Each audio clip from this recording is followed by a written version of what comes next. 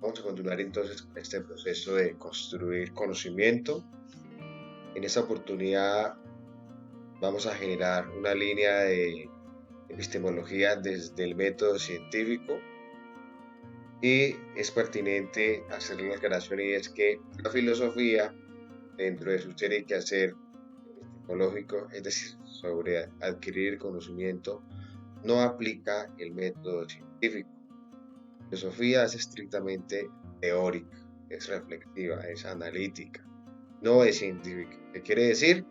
Que la filosofía no comprueba sus teorías en laboratorios, no demuestra ni corrobora. Bien, vamos a empezar entonces. En un primer momento les quiero dar una definición sobre qué es el método científico. Después les voy a exponer los 5 pasos del método científico. ¿Listo? Empecemos entonces. El método científico a lo largo de la historia se conoció para el siglo XVII, para el siglo XVIII, como el Círculo de Viena.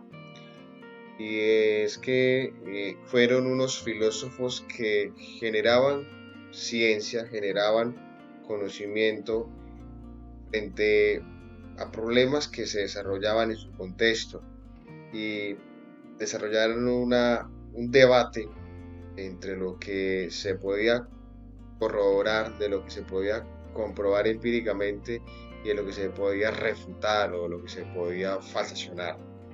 Está, por ejemplo, la Hackathon, la Popper. Bueno, hoy por hoy ya no se habla del círculo de Viena, hoy por hoy se habla de la comunidad científica, que bien puede ser la misma NASA, bien puede ser los grandes laboratorios de química, de biología que hay en las grandes universidades del mundo, como Harvard, como la Universidad de Cambridge, como la Universidad de París, o las nuestras en Colombia, como la Javeriana, como la Universidad de los Andes, la de la Sabana, y donde desarrollan o suscitan la posibilidad de desarrollar procesos de investigación científica. Hoy por hoy, la comunidad científica son todos aquellos que desarrollan esos experimentos, quieren comprobar, quieren demostrar eh, las causas y las consecuencias y la manera de prevenir diferentes problemas, ya sean médicos como ahora el COVID-19, problemas económicos, problemas de ingeniería, de industria, problemas de comercio, problemas de ciencias navales, ciencias náuticas, ciencias aeronáuticas.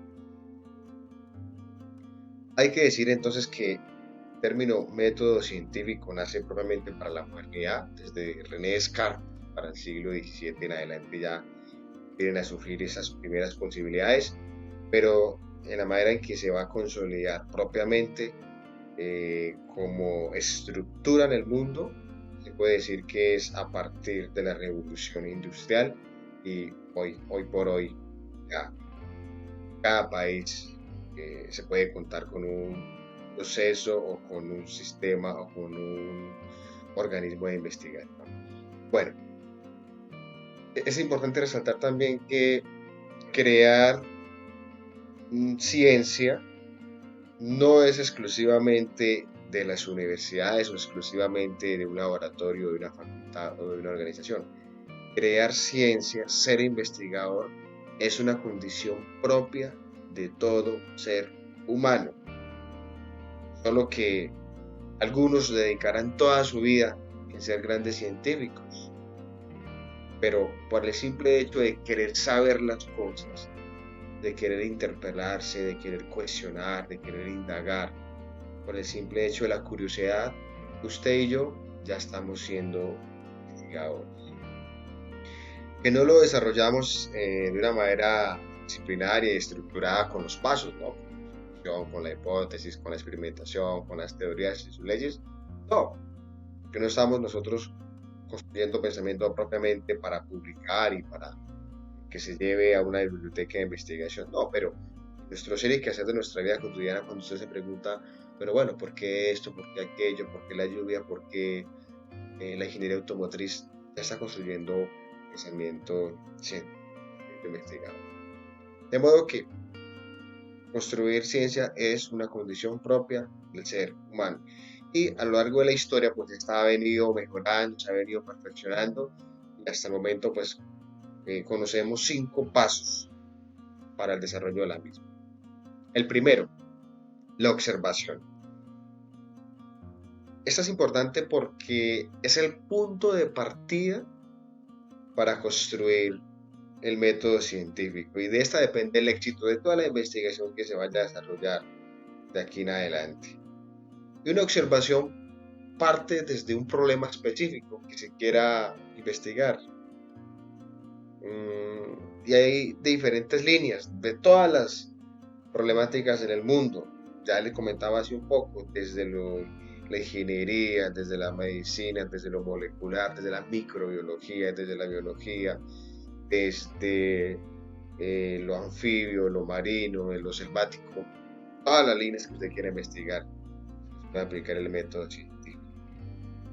Pensemos, por ejemplo, en estudiar el comportamiento de los leones en África frente a las enfermedades que ellos han desarrollado. Lo primero que hace un investigador y nos lo muestran a veces por Discovery Channel o por Animal Planet es la observación. Para que un científico, para que un biólogo de esta época o que quiera estudiar el comportamiento de las enfermedades de los leones, tiene que partir de una observación muy seria y muy estructurada. Y la observación no es otra cosa que la relación que hay entre el sujeto, es decir, el investigador, y su objeto. En este caso, tenemos el ejemplo del león. El niño está investigando, está observando el comportamiento de las hormiguitas. Entonces, la observación es la relación que hay entre quien investiga y el investigado, ¿vale? Lo mismo que hace, por ejemplo, la DIGIN o la SIGIN o la Fiscalía o la FBI, las autoridades judiciales. De modo que le hace un seguimiento permanente y continuo que puede tardar desde días, semanas, meses y hasta años completos. Y los resultados que se den de esta investigación es fruto de una buena observación, una observación minuciosa, corroborada a través de los sentidos, es decir, observada, donde se hayan variables, donde se recogen datos, donde se aplican instrumentos de recolección de datos. No basta con que cruce las manos y vea cómo el león come, cómo se reproduce, cómo nace, cómo muere, cómo pelea, cómo se comunica, ¿no?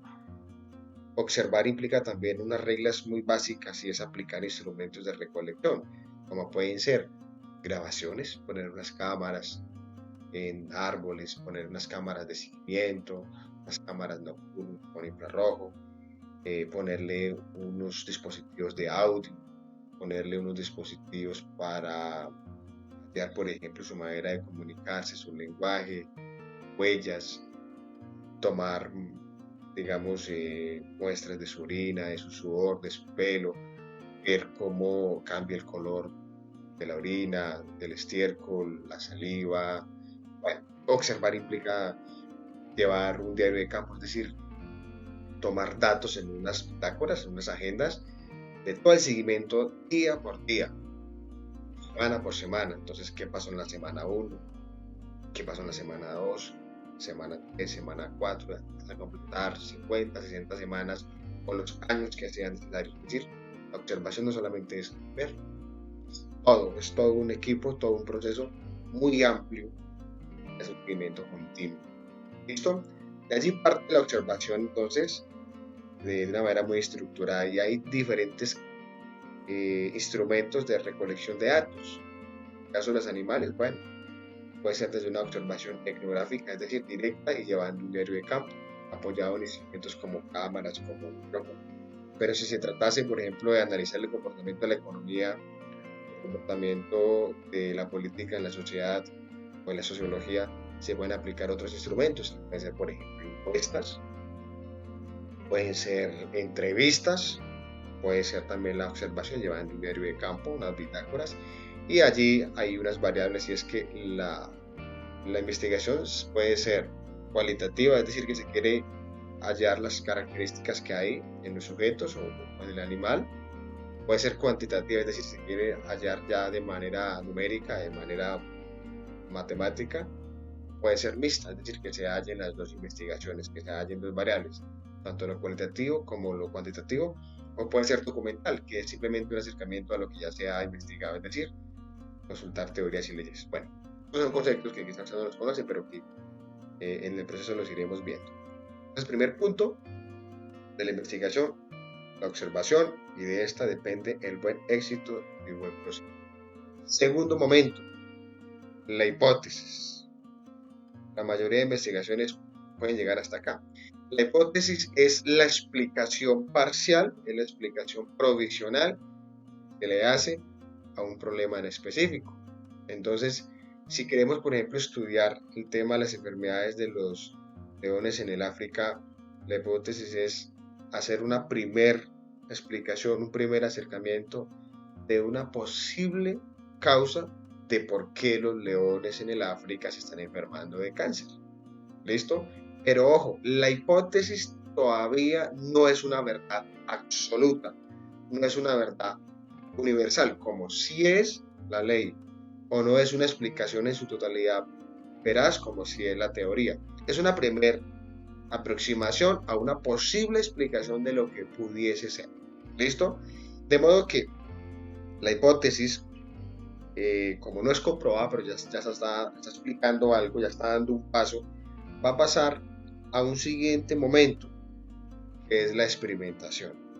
Quiere decir que se toman las muestras, que son fruto de la observación, y ya con la posible explicación de esta característica o este fenómeno específico de las enfermedades de los leones en el África, y se va a empezar a triangular, se va a empezar a cotejar con las características o los resultados de la investigación, perdón, de la observación de otros investigadores que han desarrollado con otros leones. Es decir, la investigación que yo llevo con X león la voy a comparar, la voy a cotejar con los hallazgos de otros leones del África que desarrollaron otros investigadores.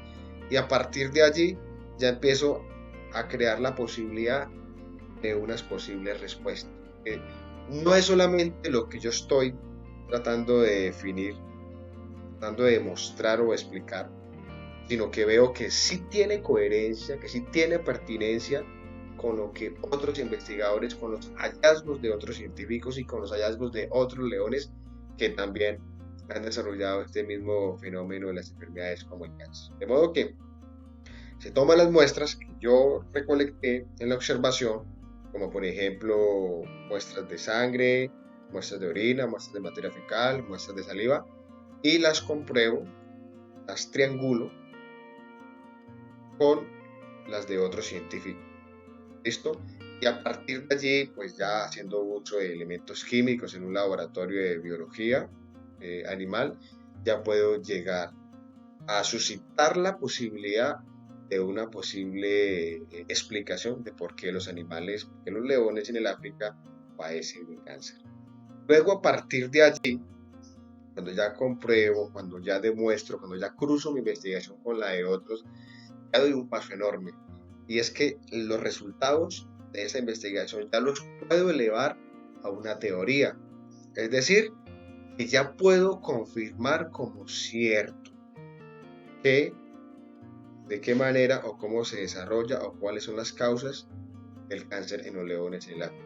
No es mi investigación exclusivamente, sino que yo la comprobé con la muestra, con los hallazgos de otros 5 investigadores que ni los conozco, con otros 5 leones de otras partes, puede ser del Congo, de Sudáfrica, de Ruanda, de Burundi, y que mi león es de otro lugar y que coincide con que los resultados son los mismos. Entonces ya elevo esa hipótesis, la primera afirmación parcial o provisional, a una teoría, es decir, ya la confirmo como cierto. ¿Listo? Es decir, se confirma la teoría, confirma la hipótesis. El último procedimiento, y es el más importante, y pocas investigaciones llegan hasta acá, y es elevar la hipótesis mediante la experimentación, luego la teoría es elevarla a una ley. ¿Qué quiere decir eso? Que la investigación, que los hallazgos de este proceso de investigación quedan comprobados quedan demostrados y quedan corroborados empíricamente en cualquier parte del mundo. Quiere decir que se convierten en una ley universal, que es válida para cualquier contexto, para cualquier cultura y para cualquier situación. De modo que sí, yo estudié el cáncer en los leones en el África y tomé varios países africanos. Ahora llevo esa investigación, estos hallazgos, y los voy a comprobar, los voy a triangular, los voy a cruzar con leones en el Asia, leones en las Américas y leones en Europa. Y allí cruzo la información, cotejo, compruebo, demuestro, experimento y me doy cuenta que los mismos síntomas que padecen los leones en el África coinciden con los de Asia, Europa y las Américas. Es decir, a partir de esto, la teoría se eleva a ley y pasa a ser un concepto verdadero, cierto y objetivo a nivel universal. Es decir, que aplica a cualquier contexto y a cualquier cultura. ¿Listo? Por ejemplo, ahora con el tema del COVID-19. Los científicos ya pues tienen la observación y son todos los fenómenos médicos, todas las enfermedades que esto ha dejado, tanto cardiovasculares como de respiración. Ya hay unas posibles hipótesis de cómo darle la solución a esto. Ya están creando algunas vacunas, ya lo tienen en experimentación, por ejemplo en China ya lo están experimentando con monos, con animales, con algunas personas que ya se están sometiendo a esto. Y si esto logra pasar estas fases, se puede pasar a la teoría, y es que se confirma que la vacuna para prevenirlo o la manera de tratarlo sirve para este país, para China, para el contexto asiático.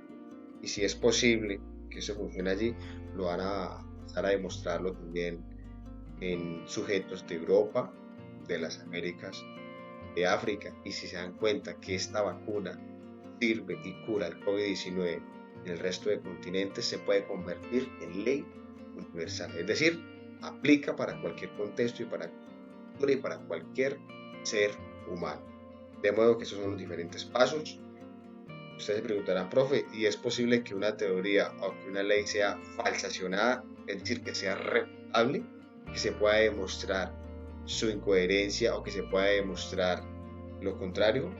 Sí es posible, pero requiere todo un proceso muy largo de investigación nuevamente, y en la historia pues se han evidenciado teorías, por ejemplo como la teoría de la Edad Media, que se afirmaba que la Tierra era plana y no redonda.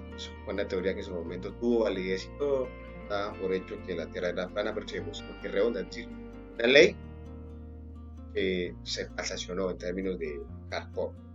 Por ejemplo, la teoría de donde sostenían que quien giraba alrededor en el universo era el Sol y no la Tierra, también se demostró su falsacionismo, es decir, su falsedad.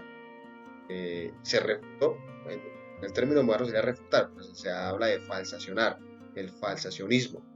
Se refutó que era falsa y se concluyó que quien gira no es el Sol, sino es la Tierra. ¿Listo? Pues tengo esas dos posibilidades. La teoría de Newton sobre la caída de los objetos, que por el centro de gravedad de la Tierra caen hacia abajo y no hacia arriba. Eso es demostrable y es válido a nivel universal. No hay otro que explique lo contrario. Y lo más vigente y último es la ley de la relatividad de Albert Einstein. Entonces, esas son teorías vigentes. ¿Que otro puede llegar a refutarlas? Claro que sí, pero su propuesta de investigación debe ser superior a la que ya está establecida. ¿Listo? Los dejo entonces con esta línea de investigación científica. Los invito a que desarrollen su espíritu de investigación, espíritu curioso, y que se pregunten y que cuestionen el por qué, el para qué, el cómo, el dónde y el qué de las cosas. No ven las cosas por hechos, sino que vayan más allá de lo que simplemente está